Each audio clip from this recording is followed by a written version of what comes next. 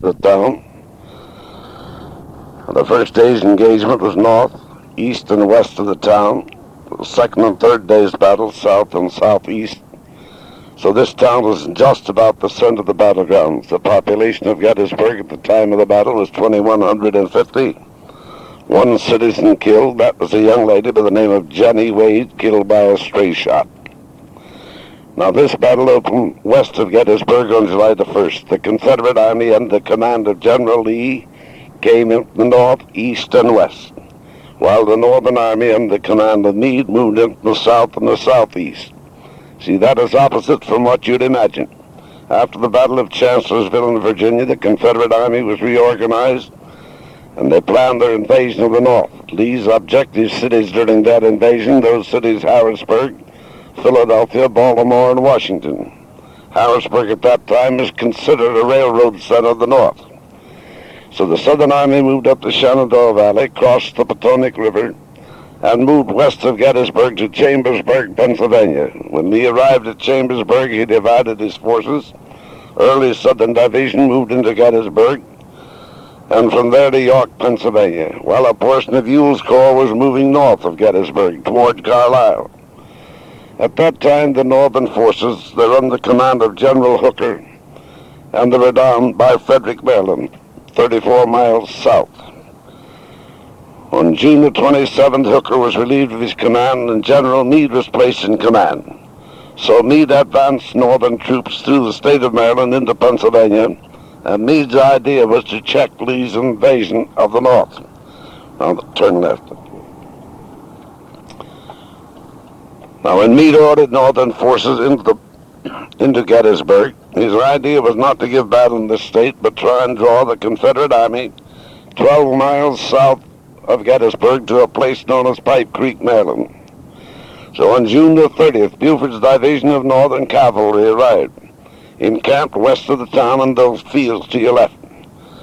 And on the morning of July the 1st, Heath's division of Hill's Corps of Southern Infantry was moving in on that Chambersburg road that we just left. General Buford advanced his troops to a stream known as Willoughby Run, beyond the ridge to your right. There he dismounted his men, used those men as infantry, and held those advancing Southern forces in check until General Reynolds arrived and formed his battle line along this ridge that we're now on, known as McPherson's Ridge. Shortly after Reynolds had formed this battle line, he was killed in the cover of timber to your right, and Abner Doubleday, that is Doubleday's statue at the left, assumed command right here.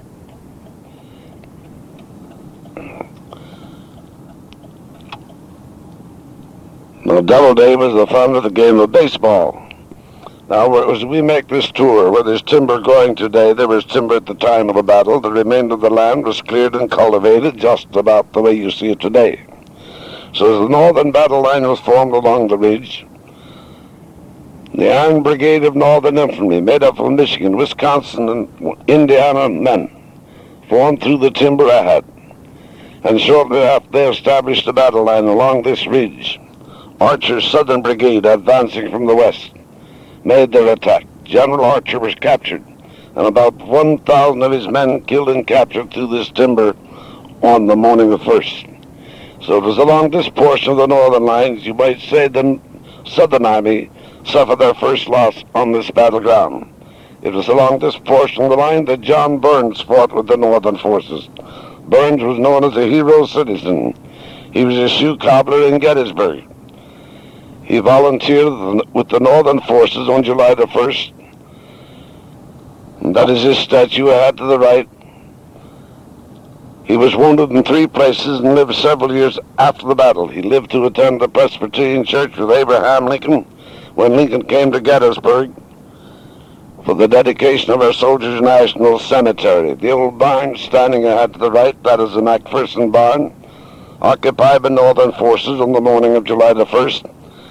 But those northern troops, they were driven back onto Seminary Ridge, and that was in use as a Confederate hospital during July the 2nd and 3rd.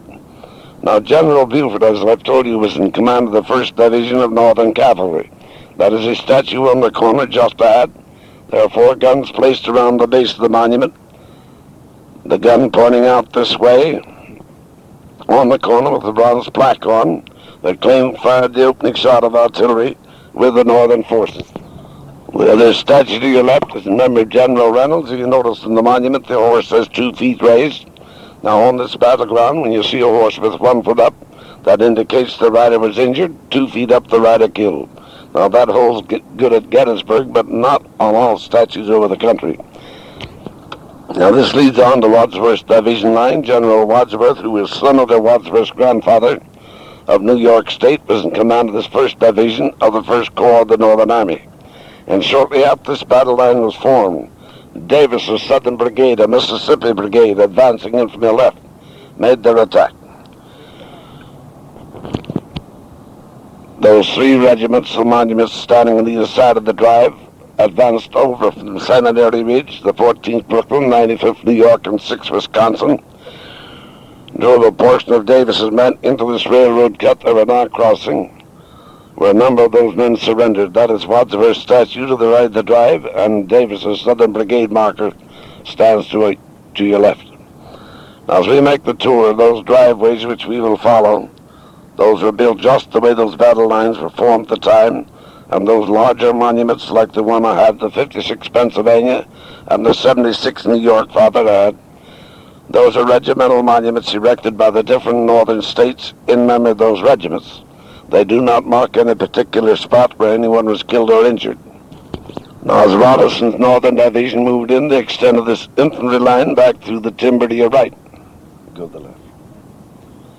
Before that division arrived, the ridge out through the field ahead to the right was occupied by 4 regiments of Northern Cavalry, the 3rd West Virginia, the 6th and 9th New York, and 17th Pennsylvania. But as the infantry line was finally established along Oak Ridge that we just left, those 4 regiments, they were finally withdrawn and placed southeast of Gettysburg on East Cemetery Hill. And we're driving west the way the Confederates advanced. Those positions out west of here, those are not marked. See, on July the 1st, the Northern forces, they were outnumbered and outflanked. And they kept advancing. They finally drove the Northern forces back through the town. But now at noon on July the 1st, General Howard arrived at Gettysburg. He was from the state of Maine and commanded the 11th Corps of the Northern Army. Now, he was the man who always claimed the credit for selecting Gettysburg as a favorable place for a battle. He ordered 2 divisions out through the streets of the town to occupy the wooded hill directly ahead of us, that is Oak Hill. As those 2 divisions moved out, in the meantime, Rhodes' division of Ewell's Corps of the Southern Army. Now, when I speak of Ewell's Corps, those were Stonewall Jackson's men under the command of General Ewell at Gettysburg. See, Jackson was killed before this battle. So Rhodes' Southern Division, moving in northwest of the town, occupied the timbered hill ahead, fortified the hill with artillery, and the Southern forces occupied that hill all during the 3 days' battles. See, they had 2 English rifles at Gettysburg, 2 breech-loading guns, the only 2 of that type in use, and the first breech-loaders in use in this country. They were brought in by the Southern Army. They had a range, they claim, of approximately 5 miles. They were placed back on this hill and kept out of range of any Northern artillery on the field. Now, this is Oak Hill, occupied by Rhodes' division of Ewell's Corps, the Confederate Army. And those 2 guns in the background up along the timber, those are reproductions of those English rifles, known as the Whitworth guns. They were built by the Whitworth people at Manchester, England. And that is the Eternal Night Peace Memorial, dedicated in 1938 during the 75th and final reunion of the Civil War men. It was dedicated by President Roosevelt. As I've told you, the Confederates moved in, fortified this hill with artillery. Carter's battalion, those Southern guns placed just at the edge of the timber ahead to the left. Those guns shelled the advance of 2 divisions of the 11th Corps of the Northern Army. And those 2 divisions, they were compelled to form their battle line down north of town, just beyond where those cars are parked, while the Confederates held this commanding position during the afternoon of the 1st. Robinson's Northern Division, directly ahead of it by the tower, Those men, they were finally outflanked, and they were driven over onto Seminary Ridge. Now, I've told you this was a chance battle, that neither Meade nor Lee had planned it. During the afternoon of July the 1st, General Hancock arrived, moving in from Meade's headquarters, which was in Taneytown, Maryland. Hancock helped to check the northern retreat, formed their battle line southeast of Gettysburg as the northern forces made the retreat through the town. On the evening of July the 1st, General Hancock rode 14 miles south of Gettysburg to General Meade's headquarters at Taneytown, Maryland, and with through the report which Hancock carried south of General Meade, that Meade ordered those reinforcements of the Northern Army into Gettysburg during the night of the 1st and on the morning of July the 2nd. Now, this 11th Corps of the Northern Army, which was under command of General Howard when they arrived, had the three divisions under the command of Steinwehr, Schimmelpfennig, and Barlow. Steinwehr's division was left southeast of Gettysburg to fortify Cemetery Hill. Schimmelpfennig and Barlow's division formed through the fields the way this driveway is now built. And those northern troops held this position for about 1 hour and a half's time.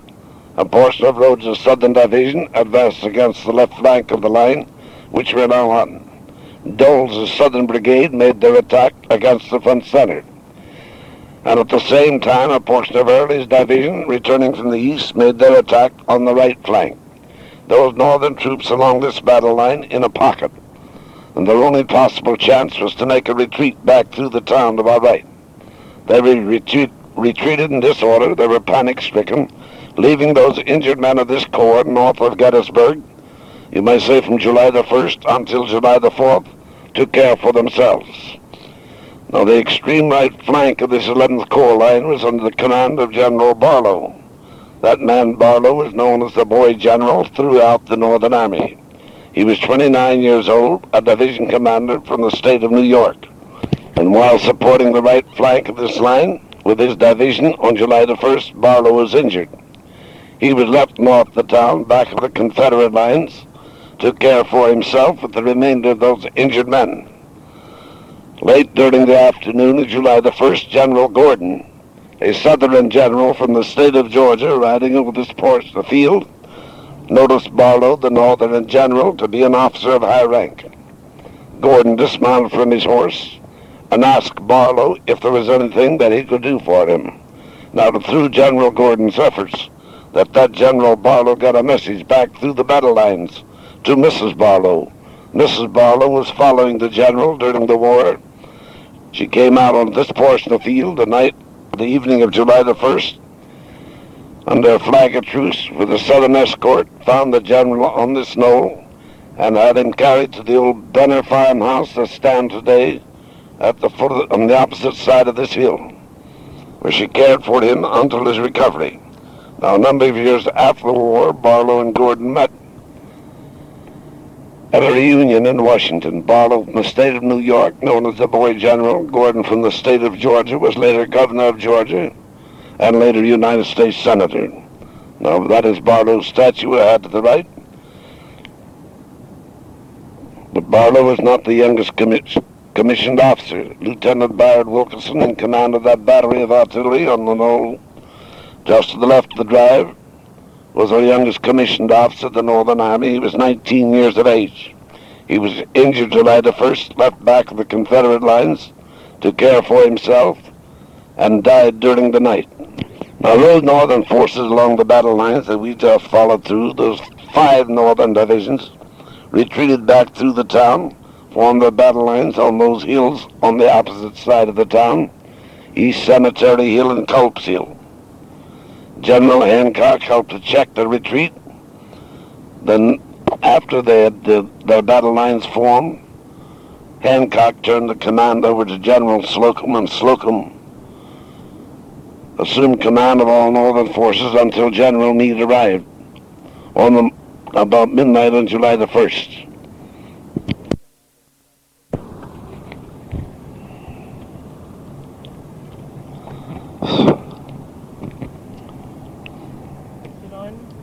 I guess, I don't know. Now, push the button. we're on the, I got it on. You got it up.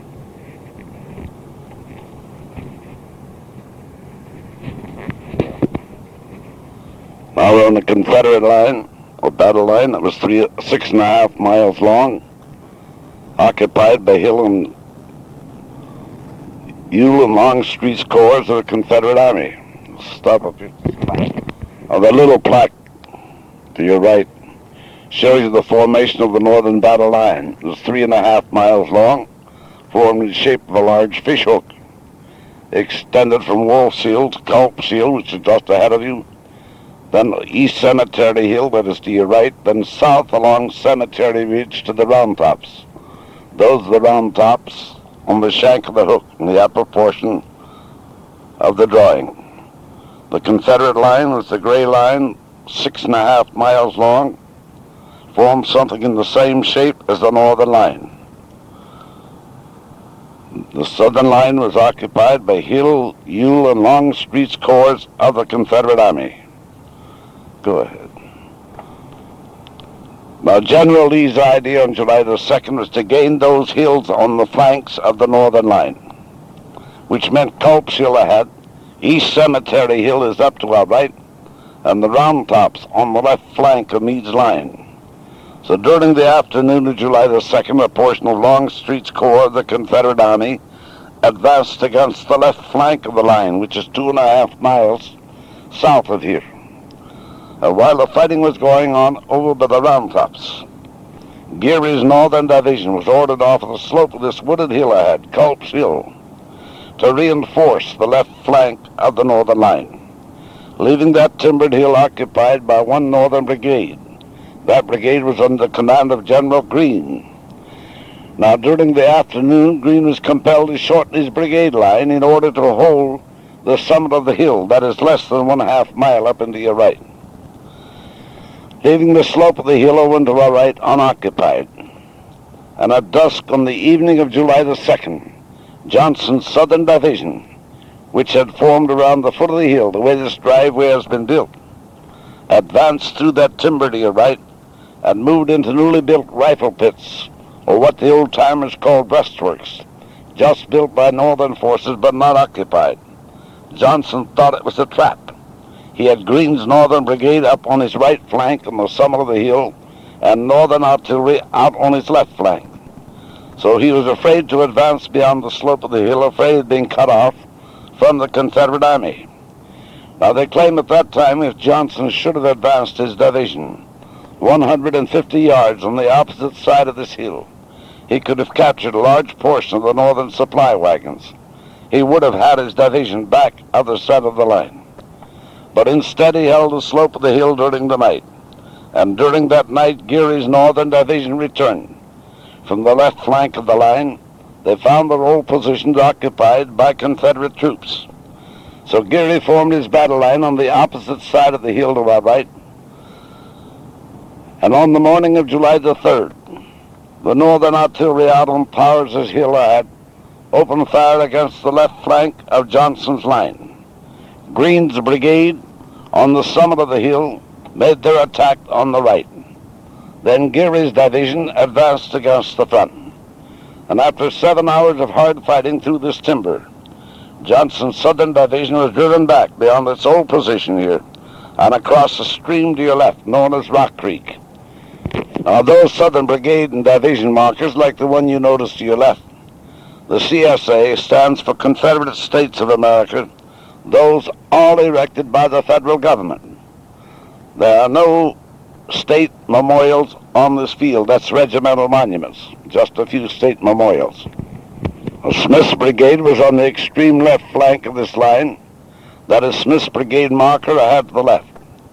Let's say the battle line starting here extended back to the town, would form through the streets of Gettysburg, then south along Seminary Ridge, a distance of 4 miles. So all told, this southern battle line was just about 6.5 miles long. Around the turn of the drive, we have what is known as Spangler Spring. This is a portion of the Spangler farm. Spangler Spring was between those battle lines a short while during the night of the 2nd. And they claimed that Spring supplied soldiers out of both armies with water during the night. Some of the old-timers claimed that their friendlies had met around the spring the night of the 2nd, 3:30 on the morning of the 3rd, went into action against one another. Now, if you will notice the monument to your right, that is the 1st Maryland.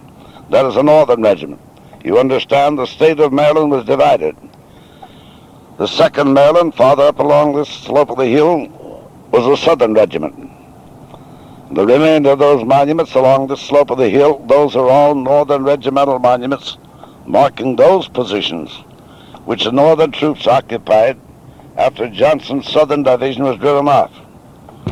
Now, the monument I had to the right, up with that small sign, that is the 2nd Maryland. You will notice on the front of it, CSA, Confederate States of America. It marks where the Confederates occupied those rifle pits, that embankment of earth to your right, during the night of July the 2nd. As I've told you, they were driven off in the morning of July the 3rd. We're going to follow this northern battle line through. As we drive along, the Confederate line will be to our right. As I've told you, this northern line was 3.5 miles long, formed something in shape of a large fishhook. And the Confederate line formed to our right around the outer circle of that fishhook. Now, that is General Geary's statue ahead. He was in command of the division of the 12th Corps of the Northern Army. It was his division with reinforcements that drove Johnson's southern troops off of this slope of the hill on the morning of July the 3rd. Now, you will notice a number of monuments through here, those with a cross on. Those are members of the 6th Army Corps. Those men are under command of General Sedgwick, and those men had a forced march of 34 miles with one rest before arriving on this field. Taylor's brigade of the Corps moved in and reinforced this line. Those monuments, those are all 12th Corps regimental monuments with a star on. That 12th Corps was under command of General Slocum. See, Slocum was from New York State. Now, the small monument I had to the right, that is an Eastern Shore regimental monument that gives you an idea how those men occupied those rifle pits after they gained possession of them on the morning of the 3rd. This leads on to the summit of Culp's Hill, was occupied by Greene's brigade of Northern Infantry. Greene was compelled to shorten his brigade line on July the 2nd in order to hold the summit of the hill. He was one of our older commissioned officers engaged in this battle. Greene was 62 years of age. He served 43 years in the service, and his brigade occupied the summit of Culp's Hill, which we're now on, all during this battle. That is Greene's statue ahead. Shows him pointing down, ordering his brigade into the flank of Johnson's southern division. The monument I had to the right is, remember, the 7th Indiana. The 4 names in the front are the 4 largest battles which they fought in during the war. Antietam, Fredericksburg, Chancellorsville, and Gettysburg. This right flank of the Northern Army was under command of General Slocum. He was from New York State. They have a Fort Slocum in New York, named for General Slocum. The knoll the monument was erected on is known as Stevens's Knoll. Stevens's 5th Maine battery of artillery is placed in about the same position which those guns occupied at the time. Those artillery guns in use during the afternoon of July the 2nd, firing into the left flank of 1,700 Southern infantry troops, those men known as the Louisiana Tigers. They formed their battle line at the edge of Gettysburg, that is back ahead to the right, made one attack up through those fields to your right, onto the hill ahead, East Cemetery Hill. This 33rd Massachusetts Regiment of Infantry was firing into the left flank of their line, turn left. Those Tigers finally got onto the summit of that hill, where their attack ended in a hand-to-hand conflict. Now, they would have gained the summit, but the Northern forces received reinforcements just in time to repulse those men and drive them back. Now, this leads on to the Baltimore Road, the road which the Northern supply wagons moved into Gettysburg on, from Westminster, Maryland. See, in the night of July the 2nd, if Johnson should have advanced our Southern division over onto this road, he could have captured a large portion of the Northern supply wagons and would have had his division back in the center of the Northern line. That is the old citizen cemetery on the hill to your left, which was there at the time of the battle. So the hill to your right is known as East Cemetery Hill. That is General Hancock's statue to the right of the drive, and the house which we're about to drive by, that's where Mrs. Barlow remained on July the 1st while the engagement was on north of the town. Oh, down to the next one. The other statue up and to your right is in memory of General Howard, who was from the state of Maine. He is a one-armed general, lost his right arm in the early part of the war. Now this leads in through the Soldiers' National Cemetery. This cemetery was 17 acres in a cornfield at the time of the battle, and is known as Cemetery Hill. There were no trees through here at the time. Those were all planted in here after the dedication of the cemetery. Those small white markers I had to the right, those mark the graves of boys from the more recent wars who are buried in this national cemetery. While the Civil War men are buried in the semicircle up and to your left, where those people are now walking. There are 3,570 buried in this cemetery. Of that number, 927 are unknown. They could not be identified in any way. See, all of the known Southern dead, the remains that were carried south after the war, the majority of those are buried in the Hollywood Cemetery at Richmond, Virginia.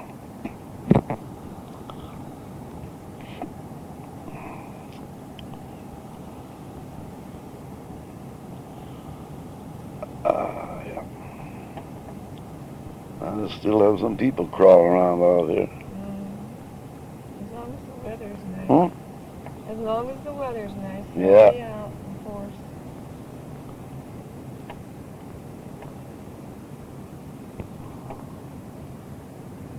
If they're ever going to get that fence done. I don't know. You know who's doing it? Yeah.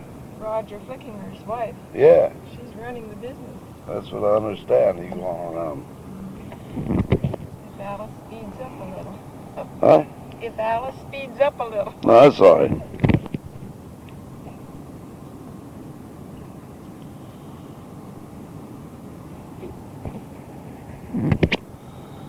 Now the land.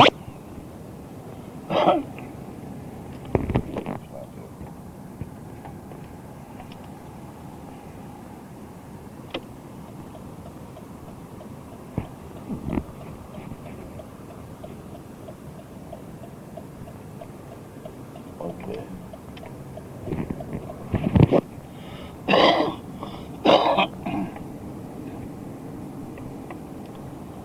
Now we're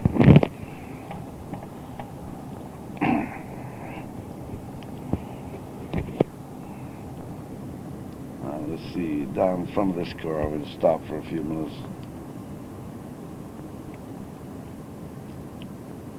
Right in the corner down.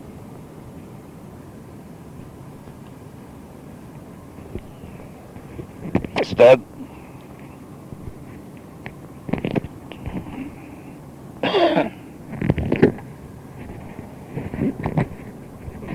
When you were going to run out of ammunition. yeah. The monument I have to the right is in memory of the 1st Minnesota Regiment, the only Minnesota regiment engaged in this battle. In the afternoon of July the 2nd, that regiment was ordered out through the timber to our right to reinforce Sickles' northern battle line, which was an advanced position beyond the timber. As the Minnesota regiment moved down through that timber, they were outflanked by advancing Confederate troops, and they had 82% of their men shot down in 20 minutes' time. The regiment suffered a loss of 12 additional men on July the 3rd, while Pickett's charge was on. Now those are Northern artillery guns. Those black guns are a rifle gun. Those green guns, the majority of those are smoothbore, which use the round-type Shealer cannonball. Where you see 2 guns placed today along this line, there were 4 at that time, 4 in a battery of artillery. The larger monument I have to the left is the New York State Memorial. That was erected in memory of commanding officers from New York State, not elsewhere honored on this field. And that is Father Corby's statue ahead to the left. Father Corby was a priest, chaplain of the Irish Brigade of the 3rd Corps of the Northern Army. The 69th New York Regiment that still exists in the United States Army was a member of that brigade. Those are the Wyckoff's farm buildings ahead. Those buildings stood at the time of the battle. Now it was out on this portion of the battleground that General Sickles of the Northern Army made an advance move. See, when General Meade formed this battle line, he extended Sickles' line through the timber ahead onto those hills ahead, the Round Tops.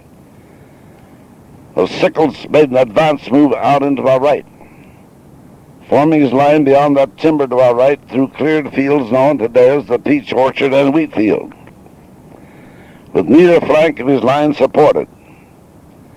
The afternoon of July the 2nd, the left flank of Sickles' line was driven into that valley ahead to the right, known as the Valley of Death, the foot of the Round Tops. And while the fighting was going on through that valley, General Warren, chief engineer of the Northern Army, riding onto Little Round Top, saw Sickles' defeat and the Confederates advancing into those hills, which was occupied at the time by just Signal Corps men. So riding down this northern slope of the hill ahead, Warren met Vincent's Northern Brigade, and that brigade moved on to Little Round Top at double quick time. Now, as the Northern Brigade arrived on the hill, they barely had time to form a battle line.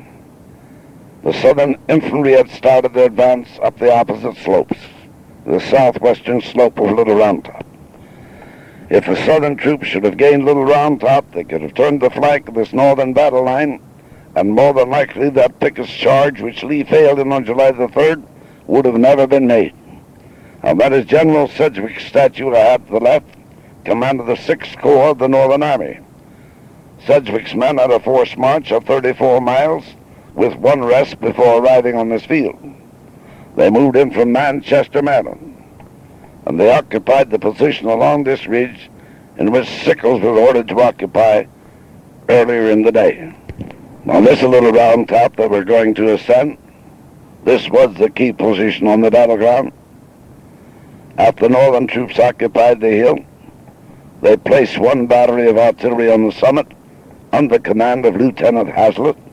Those guns that were drawn onto the hill with men and rope, piece by piece, and assembled on the summit.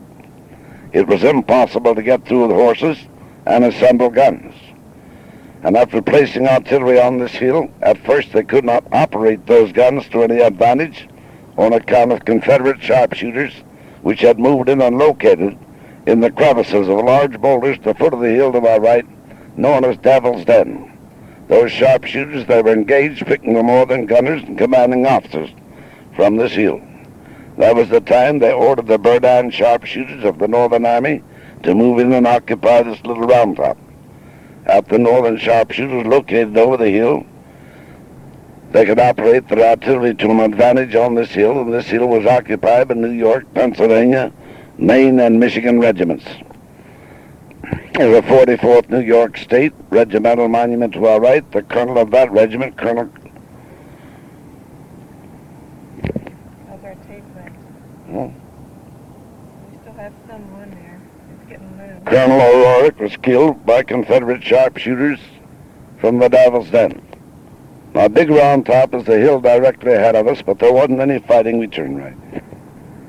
There wasn't any fighting on Big Round Top. The way we're driving down marked the left flank of the actual fighting line of the Northern Army. That stone wall between the hills, that they claim is one of the original walls built by the soldiers. And that is Law's Alabama Brigade marker to your left, the Southern Brigade that almost gained the summit of Little Round Top in the afternoon of the 2nd. Now, I've told you that General Sickles had made an advance move. He formed his battle line out along the wooded ridge ahead, through that timber and into cleared fields beyond the timber. The afternoon of July the 2nd, Benning, Robertson, and Law's Southern Brigades, made up of Georgia, Texas, Arkansas, and Alabama troops, drove the left flank of Sickles' line into this valley, and through a flank attack they drove Sickles' men back to our right. Then those brigades formed along the ridge ahead, advanced through the valley against the slope of Little Round Top, the northern battle line. They were finally repulsed and driven back, but both armies suffered a very heavy loss in this valley. The Confederate sharpshooters I spoke about before moved in and occupied those large boulders I had to the right, Devil's Den. After the battle, they found a number of dead in the larger crevices of those boulders. They claimed there was one body found that didn't have a mark on it, that the soldier was killed by concussion. Now, there was one battery of artillery used a 24-pound shell. All of the shells were lighter in weight, anywhere from 20 pounds down to 8 pounds. And during the 3 days' battles, the both armies consumed around 569 tons of ammunition. It was all drawn in by wagon train. And on July the 4th, the day after the Battle of Gettysburg, they had approximately 5,000 horses, that's dead horses and mules, on this field. The battery of artillery placed ahead of the 4th New York Independent Battery of Light Artillery marked the left flank of Sickles' advanced battle line. See, according to Meade's orders, they claimed this left flank should have been placed over on that hill to your right, that is little round part we just left. And this is Sickles' advanced battle line, extending out beyond the timber into cleared fields known today as the wheat field and the peach orchard. Now today they would call this no man's land. This is formed out between the two battle lines, Cemetery Ridges to your right and Seminary Ridge to your left.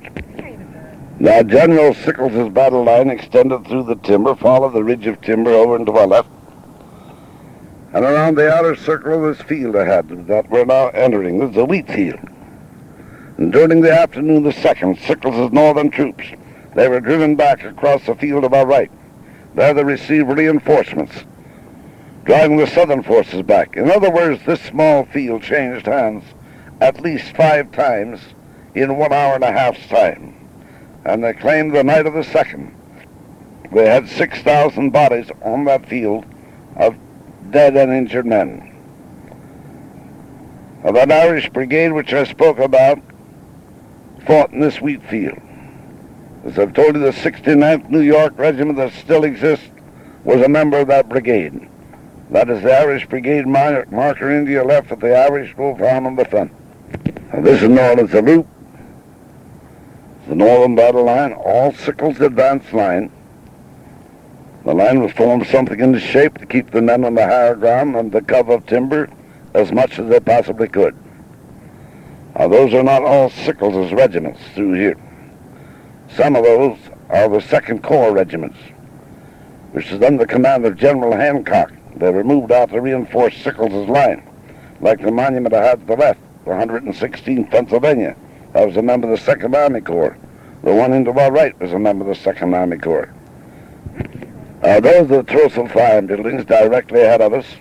And this end of the barn, below those 2 diamond-shaped ventilating windows, is where a solid shot struck the building, was torn out a bit, rebuilt by the government. And was back in that barn that General Sickles was injured the afternoon of the 2nd.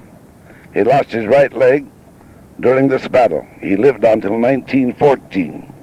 He was the last major general living who fought in the Battle of Gettysburg. His battle line extended on to the ridge ahead, where you notice the monument, to a field known as the Peach Orchard. There the line made a right angle turn and extended north 1/2 mile. So this portion of his line was the weakest part of his line. This was getting across fire from southern artillery along the wooded ridge ahead. Now, the only monument on the field today with Sickles' name on is the monument to our right with the American Eagle on, erected in memory of the brigade which Sickles organized in New York City. The other monument up in the field of the fireman and soldier is a Fireman Zouave's regiment. Volunteer fire companies of New York City recruited into a regiment of soldiers. Now, the small field to your left that's in peach trees today was in peach trees at the time of the battle. You'll notice those artillery guns are trained almost due south, while those green guns I had to the left are trained west. See, this portion of the line was getting the crossfire from Confederate artillery along Seminary Ridge ahead.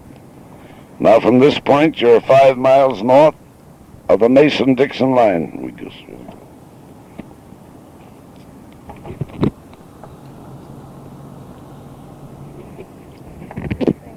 it's still moving.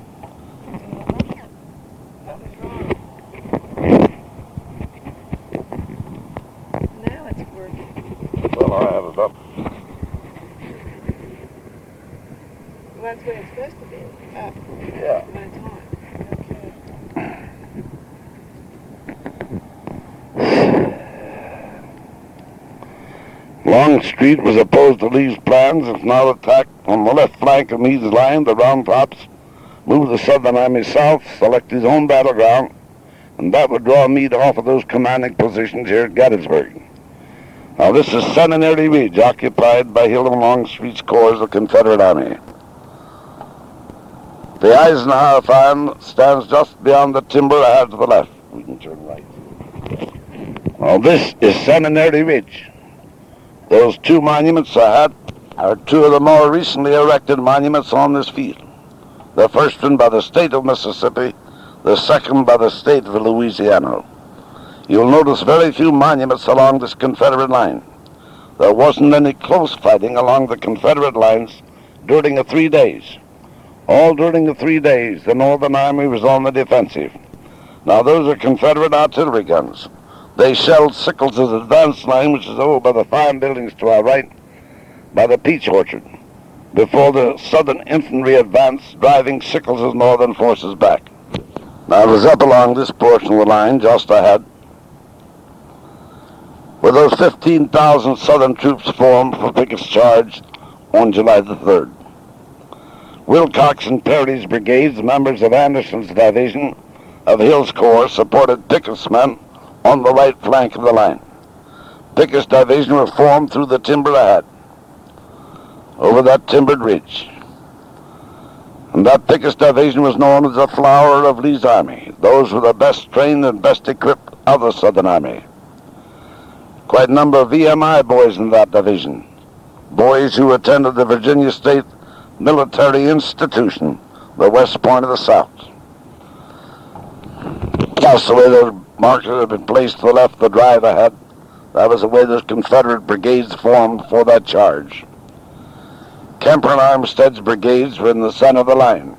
Those are the markers to our left. Kemper's brigade, Armstead is the next. Armstead is the man who was leading Pickett's charge when it struck the center of the northern line and was mortally wounded.